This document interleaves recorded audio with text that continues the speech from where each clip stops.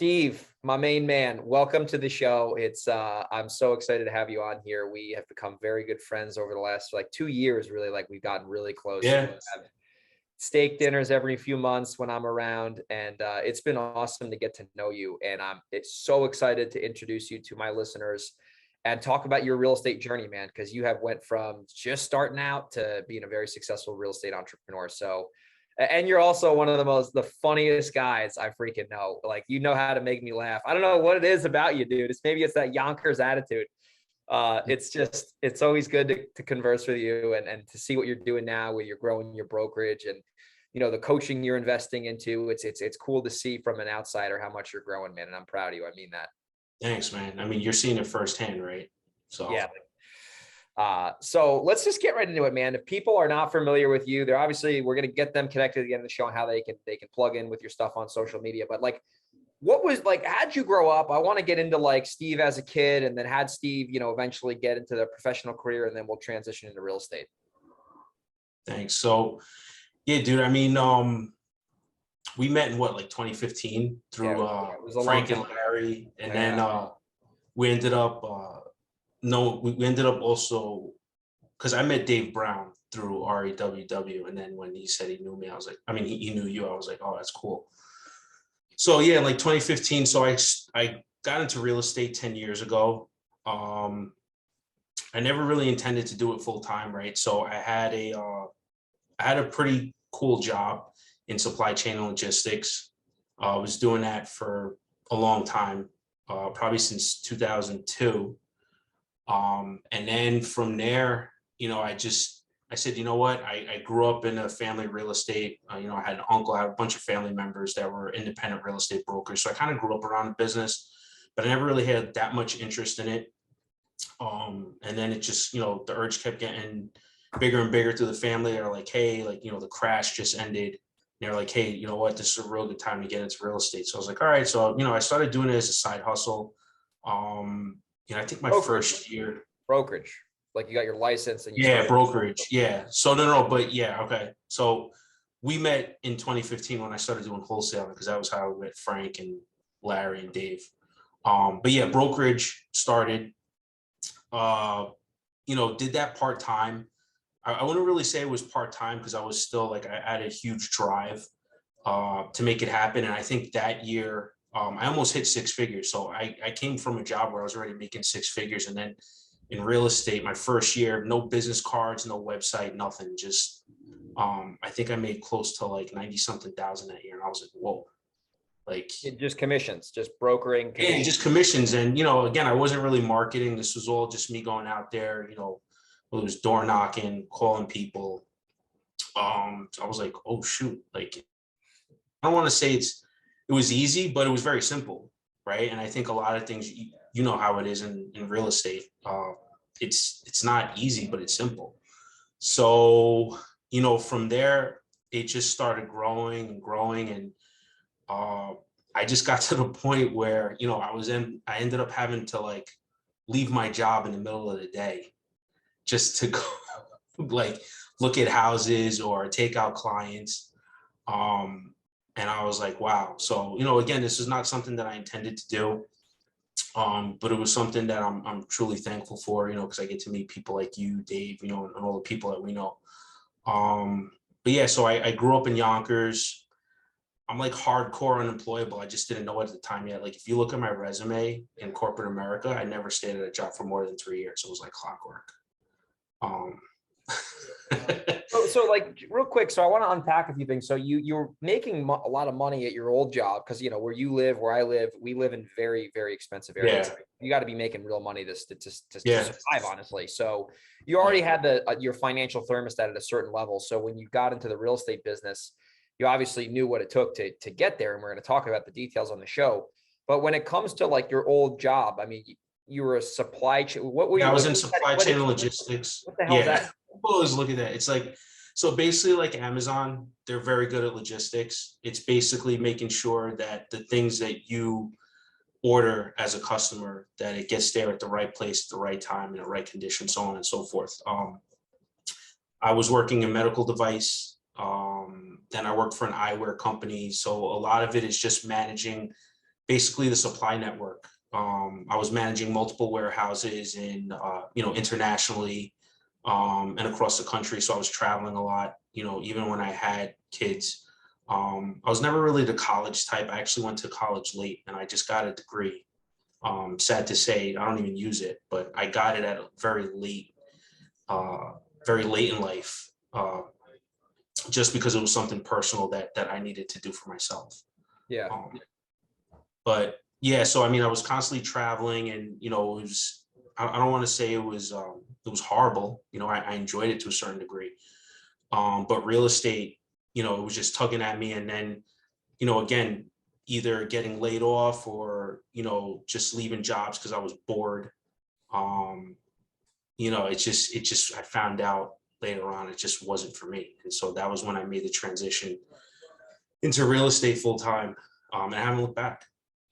Dude, that's amazing. And because a lot of people, it's interesting, they get started and they don't have any money and they're not successful, like in theory, right? They've never made money before. They're like either young or they've never made like more than 70 grand or something like that. I know, like, to someone 70 grand might be a lot of money, and it is, but with the way that inflation's going and with the opportunities in America, someone can make six figures, and it's not like, it's very, very simple to do. Not easy, but simple. Yeah. So you were making a lot of money at your job and you still were able to make that jump, because a lot of people will get comfortable and they'll say, oh, I'm making six figures. I got a cushy income. I got a nice house. I got a nice car.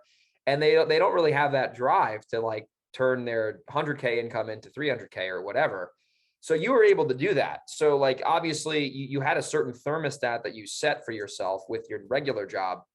And right away you were able to replace your income. And then we're going to talk about how you grew your business. But what were some simple steps that you did on the daily to ensure that you were having reoccurring revenue come into your brokerage business? So then it was a logical, I mean, especially with the job, you had a very logical decision to quit, because it wasn't like you were just going to leave your 100K a year job and, figure it out and fly as you're going down into the ground, I mean, I'll be honest with you, it was hard because it wasn't about replacing that 100K. So I think like, early on it was like, 100 and, 10, 115, and then whatever I was making in real estate, which was six figures also. So I had to figure out like how to do this, very methodically and not just, be stupid about it, because I have a family, I have kids.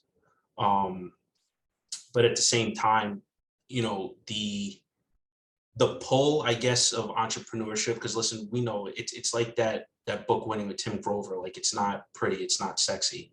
Like, I had to make sure I put myself in a position where I was doing things very intentional during the day, even while I was at work.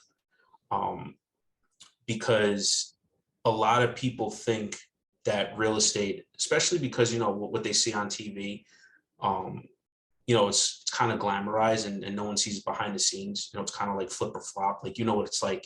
It's crazy when you're flipping a house, but on flip or flop in 30 minutes, it looks so like glamorous. Oh, anyone can do that. Yeah. It's like, oh, it's simple. I'm just going to buy a house and resell it. Like, yeah, try rehabbing. Yeah. So, I mean, with that, I've had clients, truthfully, that didn't even know I had a job. That's how crazy it was. I have a client actually before we jumped on here, I had a client, known him for 8 years, sold him multiple houses. And just today he found out, he was like, you had a regular job? I was like, yeah. He's like, I would have never known. He's like, you constantly answer my phone call, replying to emails, on top of everything. He's like, I would have never known. It was crazy. So, I mean, I think what a lot of people need to understand, if you're trying to do this business full-time or any business, even if you start out part-time, that's okay. I know there's a certain stigma attached, if someone has a job and they're trying to get into real estate, whether it's wholesaling or brokerage. But I think what doesn't get talked about a lot is the fact that the people that do it part-time, they can't treat it like it's part-time. You basically have two full-time jobs, and people will know very easily if you're doing something part-time, because they know that you're not on top of things. Like, I remember leaving the job one time because it was when I first met Dave Brown. He was trying to take me to this house in Yonkers, and we only knew each other for like a couple of months. And he was like, well, listen, I could only make it this day, because he lived way up north. Yeah. Like, listen, I'm only going to be available at like think it was like 11 a.m. It was his house in Yonkers. And he lives far from Yonkers, dude. That's I know. Like driving from like Suffolk County to fucking Manhattan. It's far. And, he was nice enough. He was trying to work around my schedule. He's like, look, I got to do this like this day. And I remember calling out of work. And I was just like, it was awesome because I was like, you know what? Sometimes you got to make sacrifices. And, if you don't treat your business, no matter what it is, whether you're in it part-time or full-time, like a business, you're going to fail very easily. Dude, that's such good advice for all the new people and even the people who are not new listening. It's like, it's a mentality. And like you said, a client or a seller or a buyer or a tenant, anybody, they'll know when you're not going all in, because it's especially with the communication. And I want to talk about that a lot in the brokerage world, how it does relate to the investing world. Like we sell a lot of properties, to retail buyers, to wholesale buyers. And the people that I see that don't get our deals are the ones who are not proactive or they're not responsive. And listen, right now I'm recording a podcast show. So I won't answer the phone live, but when it comes to communicating with people, especially with sellers, whether you're listing or whether you're buying, you got to be on top of your stuff. Or if you have a team like us, your team has to be on top of their stuff, because it's a tight market. We live in a very expensive area where it's very competitive. And if you're not there to be able to serve the customer, somebody else is. The professional will be there. And people get stuck sometimes in their job for longer than they need to be because they, like you said, they don't treat it full time, and they don't understand that it's not going to be like that forever. You got to grind for 6 to 12 months, replace your income, and then all of a sudden you don't have 2 jobs. You have 1 job that you can be world class at versus having to go back and forth. You know what I mean? Yeah. So I'll actually expand on that a little. It doesn't mean that you have to do everything yourself, right? So I know this story, but this is when I was still working and I was traveling at a full-time job. At one time I was working with like 11 buyers. And obviously, even if I did it full time, I wasn't going to be able to service everyone at the same time, right? And be in 10 different places. So what I started doing, and I didn't know this was a model, this shows how like crazy I was. I didn't know this was a model, right? Because I was always with independent brokerages. I think I was with Keller Williams for like less than a year, a couple of times with different Keller Williams brokerages. But during one of the one of my times at Keller Williams, I still had a regular job. I was working with like 11 different buyers, and I still had to travel for work. So I started calling around other brokerages, and even within my brokerage, looking for people that were full-time and that had that ability to go show properties in the middle of the day, because I didn't have that at the time. And I told them, I said, look, I'll give you a percentage of my commission. These people are ready to go. They, and the market wasn't as crazy as it was now. So I literally had to do a lot of the heavy lifting beforehand, before they even went to go see the property with these agents that I was quote unquote partnering with. And the transition was simple. I just said, listen, you know what? This is, part of the home buying process is what we're going to do. I'm going to hand you off to my partner, John. John's going to take care of you. And they were getting, 20%, 25% of the commission. And it was better for me because it was leverage, right? Like I didn't have to be at showings, but at the same time, for a lot of these agents that I was working with, they were actually, when you thought about it, making more than me in some cases, because, even back then they were showing maybe 1 or 2 houses and they were getting paid a couple $1,000 for an hour of their time, right? 2 hours. They didn't have to do anything. Yeah. They had to go there, but they didn't have to negotiate. Like it was all just, they got to show the house. They literally just showed up, gave access to these properties. They didn't have to worry about negotiating with, the other agent, talking to attorneys, talking with mortgage brokers, inspectors. Like that was all handled by me, because I was able to get on the phone even if I was at work. Yeah. And you could scale that. You can't scale physically. And that's why I love the real estate, like any business where you can have other people, because there's certain activities you can scale and do anywhere. And then there's certain activities where it's simply a bottleneck to where someone has to be there. And that's why I love virtual investing, because I don't need to be at these properties, and we buy from coast to coast. And I mean, we're doing 20 deals right now. We're doing a podcast right now, and you got people working. Yeah, we got offers getting made, and like, I don't see a lot of these houses, and I'm okay with that because I have other people who can help me And at the end of the day, like, especially when it comes to like showing a property, like we had a wholesale deal like 2 weeks ago where there was like 10 people in this house. It was a madhouse. We blew the thing out of the water. And I was in California doing the whole deal on the phone, but I wasn't at the property, which, by the way, is something I really don't like doing. I personally absolutely hate going to houses. It is like the bane of my existence. I have a condo I'm renovating down here in San Diego. And every time I have to drive there, because it's choice, I could in theory have someone else. It's fucking 20 minutes from my house. It's down the damn road. Let me just make sure the contractor didn't set the thing on fire. And I'm always pissed off driving there. I'm like, fucking hate driving fucking house traffic. You know, it's like not a it's spoiled. It's just like, I don't know. I don't like it, but I know that because of that, other people like to do that, right? And I can have someone else win as well as have myself win because we can divide and conquer versus someone thinking like, and that's where I see a lot of brokers and where I want to get into how you have grown your business so far. They are just they're a bottleneck to themselves. And they're like, well, the client's not going to buy because I'm not there to show it to them. Like, they don't give a shit. The seller or the buyer wants the property. They don't give a shit if you're showing it or if, you know, some random person who's professional showing it. They just want to get the problem solved, right? Yeah. So I'll give you a funny story. So I just hired an agent who bought with me last year during the pandemic. No way. That's pretty cool. And, you know, the market was crazy. She bought in Rockland. And true story, we met for the first time 2 weeks ago, face to face. So she ended up buying with me, never met her face to face, talked to her on the phone only. And on top of that, she actually got her real estate license and joined my brokerage. And we never met face to face until 2 weeks ago. That is, and you're in the same market too. It's not like you're like, she's in Texas and you're in, she was, and she told everyone, because we had a team meeting, and she was just like, she was like, yeah, she goes, I never met Steve before. She goes, I bought with him and I'm partnering like my real estate business with him. Never met him face to face. That's amazing. Dude, it shows the power of scalability when it comes to, you don't physically need, even if you're in the brokerage business, you don't have to physically be there. You need to have somebody physically be there, but not yourself, right? So before we get into the scaling part of the brokerage, which you're doing now, and I'm really excited to talk about that, something about you that I love is, well, there's many things about you that are freaking great, but the one thing that you do is so funny in a good way is you are a master of something that and I'm going to curse on my show, fucking hate, which is dealing with retail buyers on the side when they're getting financing. You are an absolute black belt ninja magician when it comes to that process.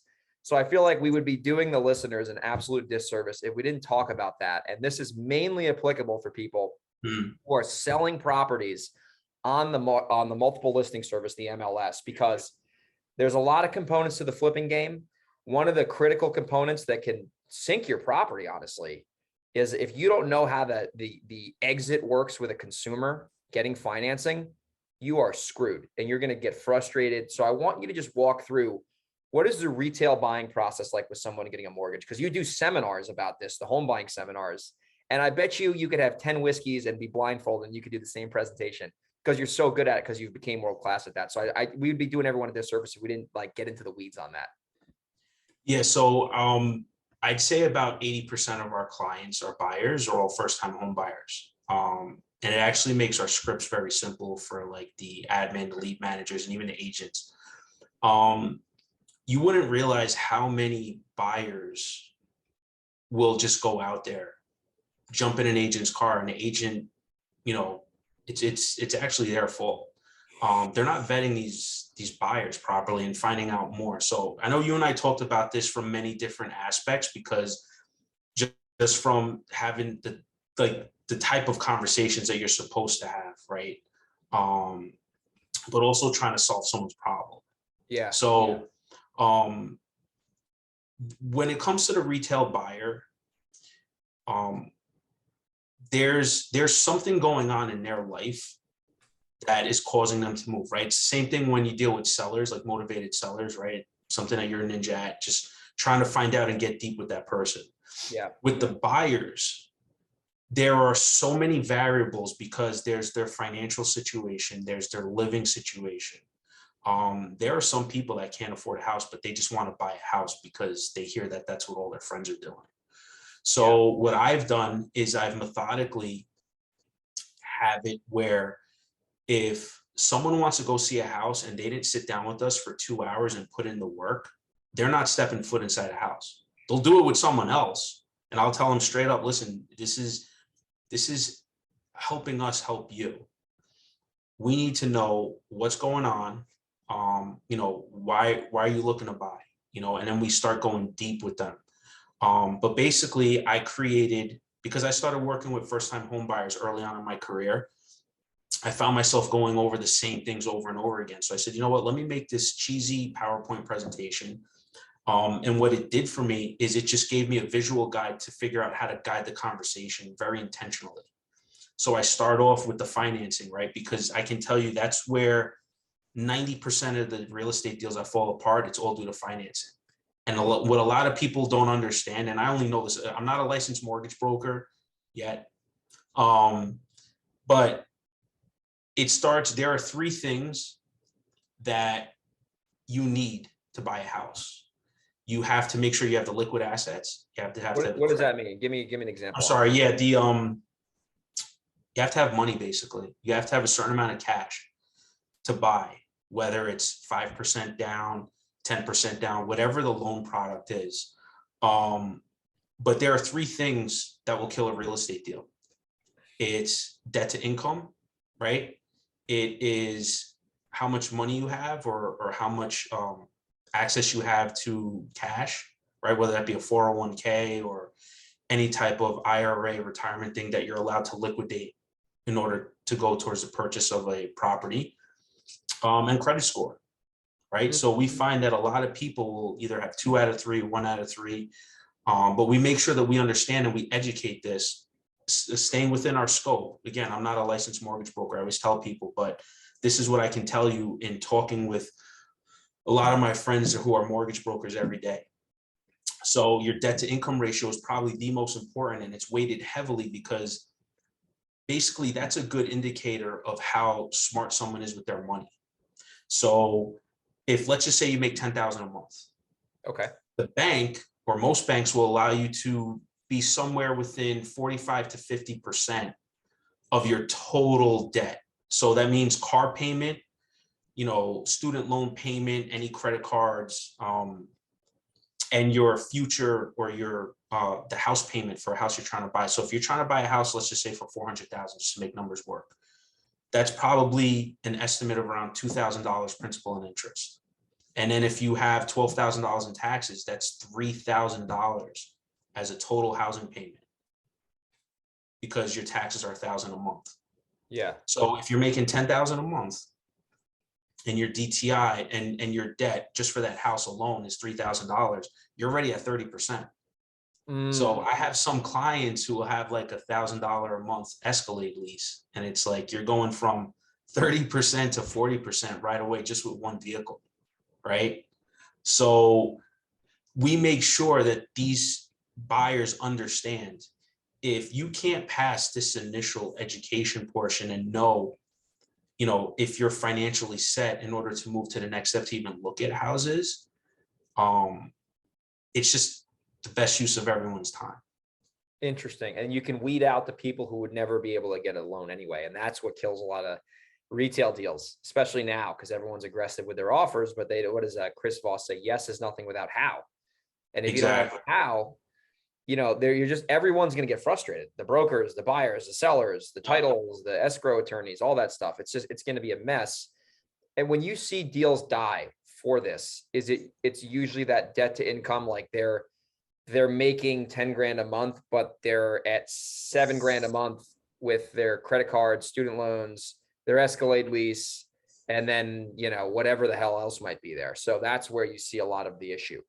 Yeah. And we try to work out. So I'm very intentional with how I do this, right? So early on in my career, I didn't know any better. I would be like most of the other agents, just take people out and start showing them houses and wait for them to make an offer. Sometimes you work with these people for a year, 2 years. And then I said, you know what, I got to leverage my time. Like I have to make sure that, and you and I speak about this, it's about disqualifying people, right? Like you want to get the people that are going to be, now buyers versus the ones that maybe need a little time. I have tons of not yet buyers. That's what I call them. So we're working with them, putting them on like a financial diet, if you want to call it that, to say, hey, look, in order for you to qualify for a house, these are the things you need to work on based on your situation, making sure you either have the required amount of assets, get your debt to income ratio down, credit score, stuff like that.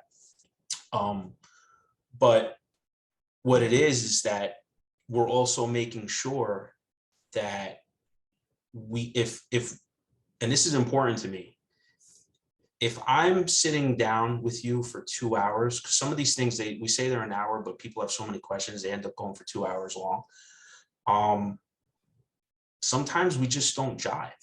Like, we don't build a rapport. And it's important for people to trust me, believe it or not, so I can help them. Because if they don't, for whatever reason, no offense, if I'm not adding value to you, I won't want to work with you. I just won't. I like that. And it makes the transaction go better when it is a fit. It's more of a unique process versus like, oh, Steve's going to represent me, we're going to do a deal. It's like you have that connection with them so you can be in there for the journey, because there's a journey to get to the closing table for a first-time home buyer. Exactly. And listen, it's different for investors like yourself. If you guys are buying something, you guys just base it on the numbers. Listen, it's cool when, we're able to do a deal together or something like that. But for the regular retail buyer where you really don't know them, that trust is important. And I think it was like Jeffrey Gitomer said, like, trust is more important than love. When you really think about that, yeah, it's true. Because you can love someone, but if you don't trust them, you're screwed. I don't care what type of relationship you have. That's so true. I've built my business on trust, and I will always know right away, right? Because after doing this for a long time, you get to know. I always ask people, listen, do you trust me? And it's okay if you don't. But I've worked with hundreds of first-time home buyers where I can tell you, even before this type of market, they've put in offers 50, 60,000 over ask without even thinking about it. And I don't say that to sound like a prick. I say that that's not how I measure my business. What it is that I explain to everyone logically, like, I have to quantify something or substantiate it to them because they trust me. I'm not just going to say, hey, Greg, why don't you listen to me, put in this offer for 100,000 over ask because I've been doing this for 10 years. Where's the value in that? But if I explain to you, hey, look, this is what's going on in the market. This is the situation that we're dealing with. And I'm able to translate it, translate the market in simple terms. And you trust me. Yeah, it brings a lot of credibility. Brings a lot of credibility. Listen, it's not like you guys have to deal with this, but us brokerage people, we're like one step above used car salesmen. And it sucks. It really does, because there's a lot of agents that are okay with that type of, reputation. I'm not. Yeah. I'm trying to do it as much as I can, but I'm trying to bring credibility to our business, one client at a time. It sounds cheesy, but each time I have, a loyal client that refers me to someone else, they say, hey, you came highly recommended, or, Steve's very anti-salesy. That's probably the highest compliment to me. Dude, I gotta say, you are, man. I know that's why, like, even though I live in California, it's very hard for me to relate to a lot of the flakes out here, because they don't have that New York, no bullshit type of attitude. And there's a lot of like smoke and mirrors out, and in a lot of other areas of the country. It's really in the Northeast, people are very direct. And when people like that style, it's so much easier to get to the end result, which in this case, it's someone buying a house and getting their problem solved. And it's what separates you from a lot of the other brokers out there. Because I mean, you know as well as I do, there's a lot of people out there that want to make money in real estate, whether that's brokering it or flipping it or renting it. And what you guys do really makes you guys stand out. And I sincerely mean that. I'm not just saying that because you're on my podcast and you're a good friend of mine. I mean that. And you say stuff sometimes that is so funny. Like, what is that famous line? No matter what my kids are eating tonight. Like, just that, like, that's so funny, man. I love it. It's true though. That was for the couple of wholesale deals I was trying to lock up. It's like, these guys, once you say that, it's like, listen, no offense, my kids are still going to eat tonight, whether I buy this house from you or not, or whether I sell your house. So like, honestly, do what's good for you. I love it. And I truly mean that. And Yeah. ironically, that's actually gotten me more business than when I first was in the business, trying to just do whatever I can. And a lot of this stuff, dude, I can be honest with you. Like, I learned a lot of stuff from you, even in like sales tactics, right? So I'm very appreciative of that, but that has also helped me because you start to realize that you don't just want to work with anybody. You want to be very intentional about who you work with. And that's something that I try to tell my agents. Like, I was on a listing appointment with one of my agents one time, and there was this seller in Rockland who was like, listen, she was literally a former real estate broker. And she was like, I let my license lapse, but I still know how to sell houses. And I was like, great. And then her best friend was like one of the big brokers in Rockland. And I told my agent, I said, look, get up, let's go. She was like, what are you doing? It's like, you don't need me. Like, seriously. And I truly meant that. You don't need me. Why am I here? I started walking up. She's like, no, get back here. And this lady just like she like looked at me. I was like, listen, I was confused. I said, I don't know why you called me. But I ended up selling her house anyway, and I even got 6% commission, which they say is like impossible nowadays. But again, I don't say that to brag. I say that it's like, what, when you're genuine about what you're trying to do, you're trying to solve someone's problem, and it's like, it's not just a brokerage, but in wholesaling, you got to really mean that, because like I said, people could see it on you, right? Like, we call it commission breath. You don't want to be vomiting on people at your commission breath. You have to truly get to those conversations with people, and if you can't help them, listen, I've told people straight up, I am not the best option for you. I'm not. I love it. It's like you're almost, your avatar. It's like the same thing in the real estate flipping business and even the rental business. Like, ask me about that. I've had horror stories on that with tenants, but who you can help, and together you can both decide that. That's like if someone's trying to date and they're like you conservative. If they go on a date with someone who's not a conservative and they're like a liberal, and I'm not saying that's the right or wrong thing, they're not going to get along, right? They're just not going to get along, and it's inevitable. And you'd rather find that out now than waste each other's time. It's the same thing in the real estate business. So one more quick question, and then I want to get into have you started to scale your business now, because you're doing some great stuff, and I genuinely mean that. I'm excited to talk about that. One thing that drives me absolutely crazy when it comes to selling to retail buyers is, especially in New York, I don't know why they do. Well, this is actually in California too. The appraisal comes in the freaking week before closing, and it creates all of this bullshit. What happens when an appraisal comes in short and you have a signed contract and the only thing you need to close is that appraisal? What is that like? How often does it kill deals? And then what are some solutions to get that deal to the table? Because that drives a lot of home flippers, especially now in this market, absolutely crazy. Dude, I love that you're bringing this up because it's so applicable to today's market. Yeah. I think from a buyer standpoint, you have to understand the appraisal is merely subjective, right? It's the only way the bank is mitigating their risk. So if, God forbid, you close on it today and they have to sell it tomorrow, they want to make sure that they're not financing an asset that was overpaid for, right? So similar to like the crazy real estate market in 2007, 2008, where people were underwater. I think now, just as a side note, it's very different than how it was back then. But anyway, something that I always like to tell, because I've had tons of deals these past even like 6-7 months where my buyers were actually covering the difference with the appraisals. And the main thing that I try to let them know is, listen, something's only worth what someone's willing to pay, right? So in most cases, you have huge demand and you have multiple buyers for every property. So how we've been winning a lot of our deals is, with the intention of preemptively telling the agent, listen, we could put, let's just say 20% down, my buyer. However, we can put 10% down, and we're going to reserve this 10%, this 50 grand or whatever it is, choose 50,000 for numbers. If the appraisal comes in lower, we will still allocate those funds towards covering the difference between the appraised value and the sales price.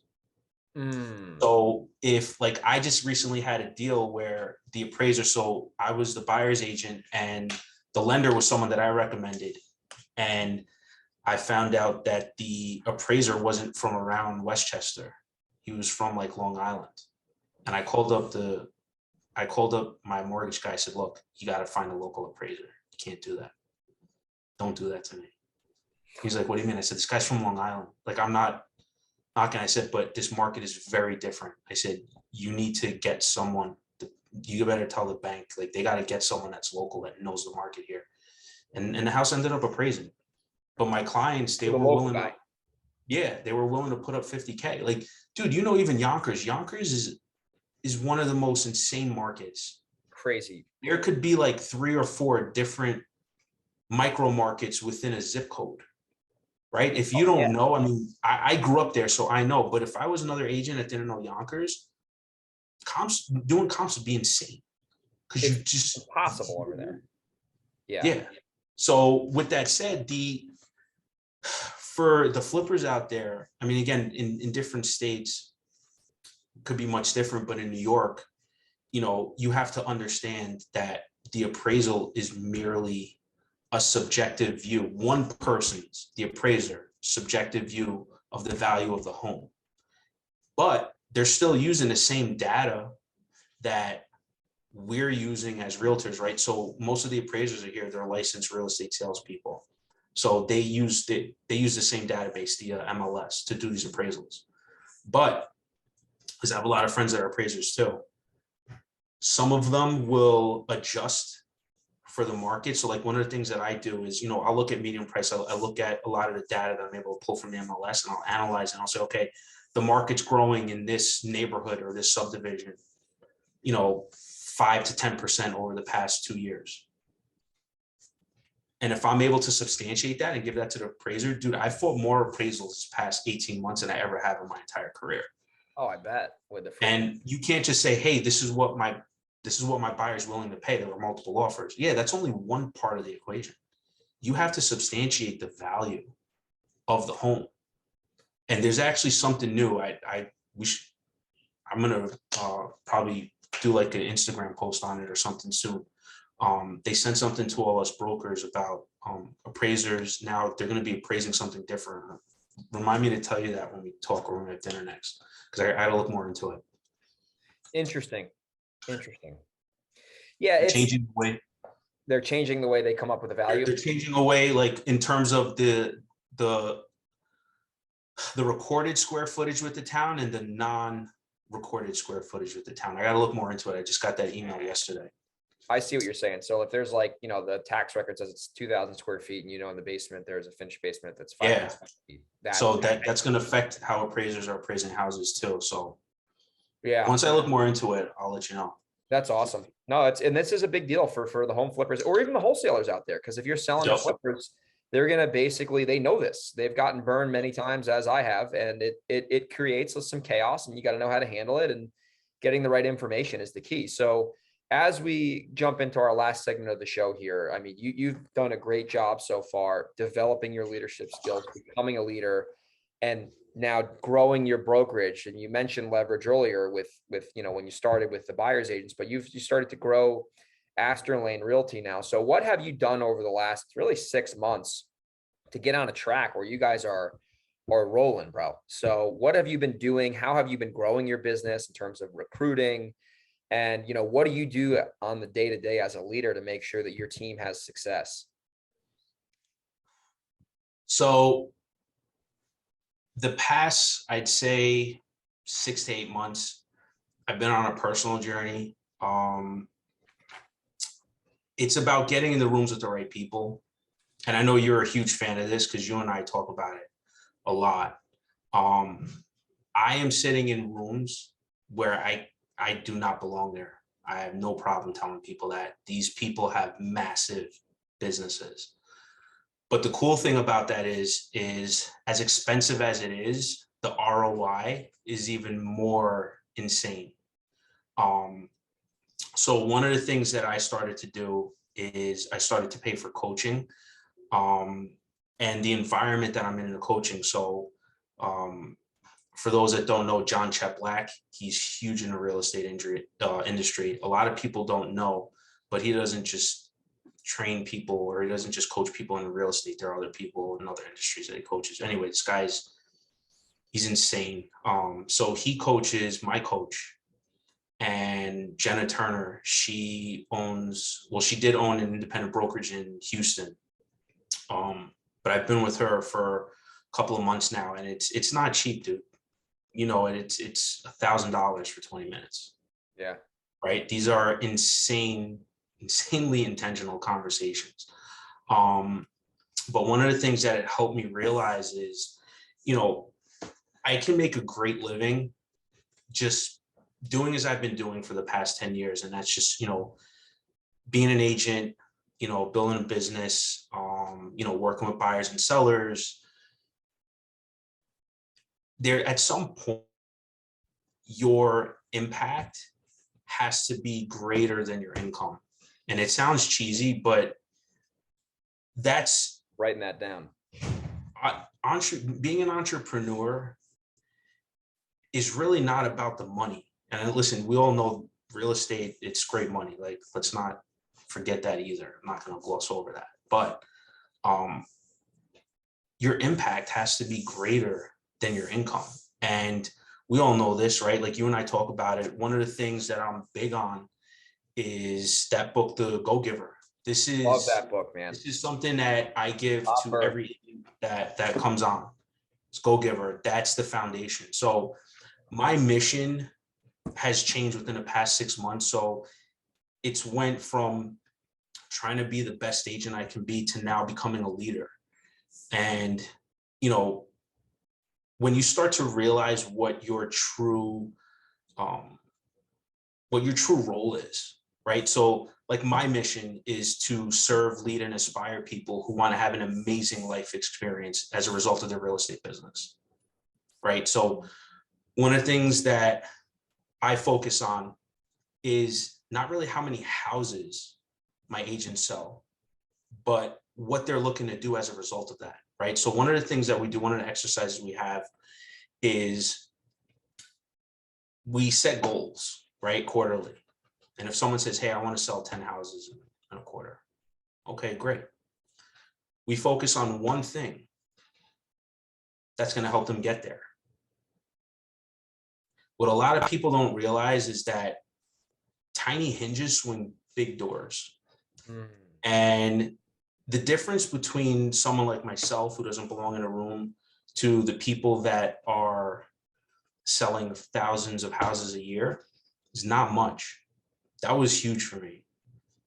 What it is that these people start out by just committing to action daily. So, you know, I used to be big on training. I used to tell people, look, you know, come, you know, work on my team or work on my brokerage. We're going to give you some training, you know, because there are things that we know how to do that can help build someone's business. To now, I've recently changed to being an action-based company that's supplemented with training. I can tell you right now, if I had to, even myself, if I had to rehire myself, I probably wouldn't last. And I say that because now one of the first things when new agents come on, we're going to require them to shadow an agent they got to knock on 100 doors. They got to do 25 CMAs, and they have to make a certain amount of cold calls. And it's really not to scare them, but if you don't get used to that, you're not going to last in this business, even myself, right? So, you know, I've been fortunate to, you know, work with, you know, flippers and, you know, to have different kind of like niches where, you know, I haven't had to really prospect. Yeah. But one thing now that I'm doing as a leader, even though in theory I don't have to, because I've built systems that can feed my business, how can I expect the agents that partner with me to expect them to do something when I'm not doing it myself? So one of the things that I did is we were talking about having the right conversations and cold calling someone in one of our meetings. And everyone was just like, okay. And I said, you know what? I'm going to do it right now live. I literally picked up my cell phone, baby. I cold called someone, and I tell you, dude, the look on everyone's faces, they heard the conversation I had, they saw how smooth it went. You know, I'm not saying all calls go like that, but it was like, wow. Like he literally just did a cold call in front of me. And dude, it was like, so important, man. This is such a good dude. This is going to be I can tell this is going to be a popular show because there's so many things that you're saying now that are straight up actionable. And I like how we waited till the end to talk about this, because as a leader, that's a skill set I've been developing over the last really like 2022, as you know, the years progressed. If you're not willing to lead by example, how the fuck is your team supposed to buy into your mission? Right? Like my team sees me and your team sees you doing the damn work every day. So when we're getting flooded with stuff, I'm in the battlefield helping them out, leading by example. So it gets them more motivated. So then we can all grow together. And if someone's like, yeah, you got a cold call, but yet you're getting all your leads from fucking Google, like it's not a congruent thing. So just, I like how you use that as an example, and it fires the team up, and then it gets them to buy into the mission that is going to basically help them get to where they want to get to, you know? And I'm glad you said that, because, and this is something we talk about, can you ever really make a human being productive? Seriously. No. You can't. You can't. Right? No one's going to be inspired. Like if, Greg, you tell me I'm working for you. You're like, hey, Steve, you got to call 25 motivated sellers. You got to do this. Like, and you give me a to-do list. Do you really think that's going to inspire me? No one is inspired by your to-do list. Right? So leaders, like, they don't dictate, right? And I think I got this from Darren Hardy. This is one of the books that you recommended. It's like leaders don't dictate, they facilitate, right? Our experience and our wisdom, right, that we've gained over the years in this business, those have now become, instead of tools to feed us and our business, we have to use those to feed the people that partner with us, right? I always call my agents, they don't work for me. No one works for me. Even the people that, you know, that are my admin staff, we're all partners. I feel honored that people choose to join my brokerage when they could be getting higher split somewhere else. I'll just put that out there too. But if you don't have someone that's helping you become productive, right? Because self-discovery is the only way you're going to get someone to be productive. It's the only way. People thrive in engagement, right? You can't tell people what to think. You can encourage them, right, to think for themselves. So my job as a leader is just to facilitate and produce the best environment for you to have your real estate business. That's it.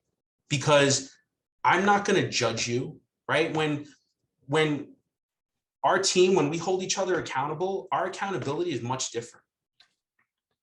And we actually spoke about this at dinner. Remember, I said, we removed the word why.